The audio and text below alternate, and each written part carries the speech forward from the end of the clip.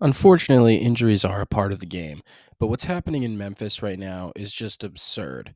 This sheer amount of injuries that have derailed their season at this point, it's getting ridiculous. Not just to, Steven Adams to start the year off. Obviously, John Morant served his suspension, then Marcus Smart got hurt, but then John Morant comes back. They go on a little streak. Marcus Smart comes back. Things are looking up. And then John Morant tears his labrum, and then Marcus Smart dislocates his finger, and now Desmond Bain is out for probably 6 to 8 weeks.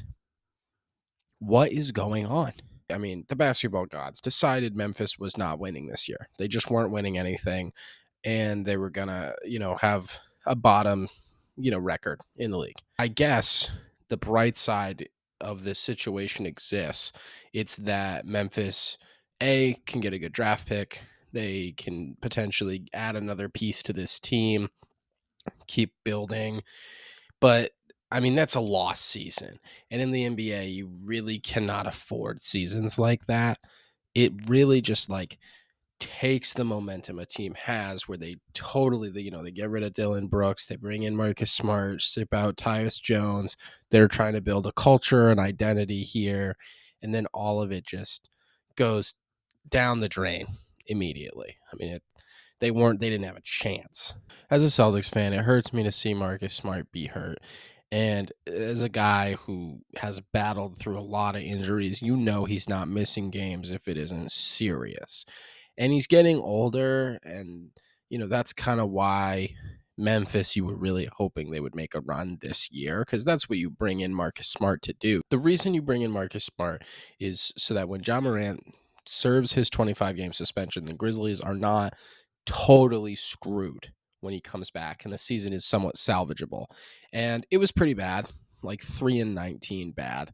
They were pretty garbage, but they started to claw their way back. It really looked like the Grizzlies could make a push, and then it all unravels again at the seams.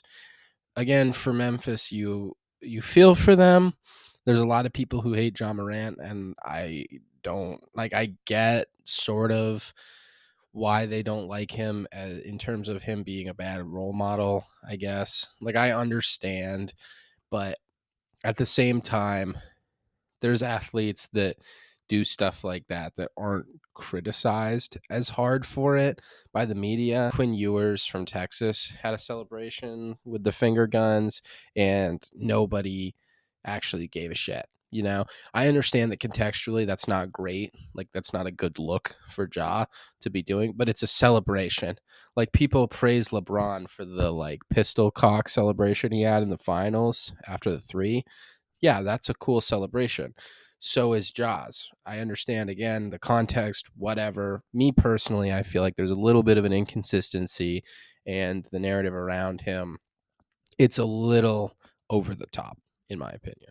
It really sucks too, because I don't feel like there's too much that the Grizzlies can sell at the deadline. I just don't really know what they're working with outside, maybe like a guy like Luke Kennard, but you don't want to sell too much because you're not a rebuilding team. You just are in this really awkward situation where your players got hurt. And yeah, you can capitalize with a good draft pick, and you now have the next man up mentality where you can really get to look at the rest of your team and say, okay, well, what do we have here? Like, what is, what do we have to work with in the following seasons? You can also obviously get guys to appear more valuable where they wouldn't have shined in a much more, large role because of this opportunity.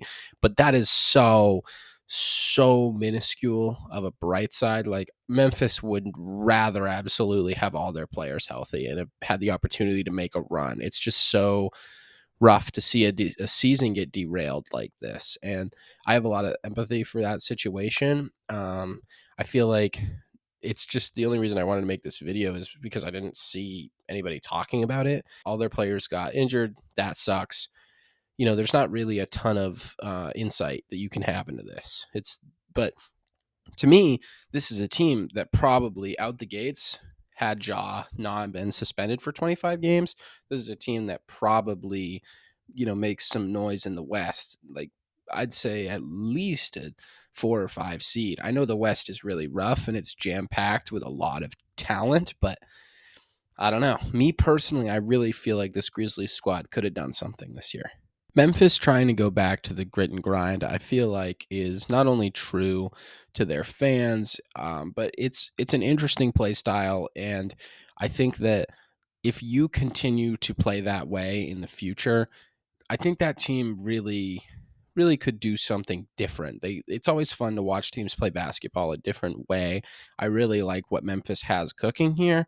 It's just hard when you have a guy like Marcus Smart who's definitely in the last few really good years of his career before it starts to go downhill. He's 30. Ja is obviously starting to enter his prime. And then you have guys like Jaren Jackson Jr. and Desmond Bain. Like, these are talented ass players. You're paying them a lot of money. There's not too much you can go from here. But I will say this, the flexibility of having that top draft pick to pair with this team could be really interesting down the road. So we'll have to see what they do there. It is at the bare minimum a good consolation prize for having a garbage season. And overall, we're just going to have to see where the Grizzlies go from here.